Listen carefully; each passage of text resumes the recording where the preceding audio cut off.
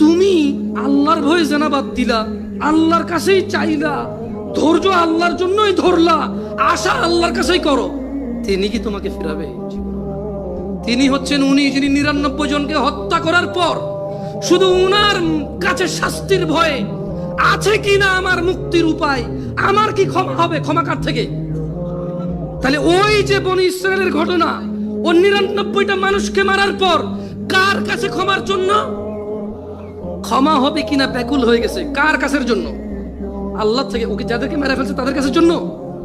ও তো টেনশন করতেছে যে আমাকে কি মাফ করবে কেউ, আল্লাহ কি আছে যে আমাকে মাফ করবে, বা আমার কি ক্ষমা হবে? 99টা মারার পরও কি ক্ষমা পাবো আমি? আল্লাহ কি ওর জন্য জমিনকে কাছে করে দেয় নাই? এই মাটি তুমি এক চুল নাড়তে পারবা?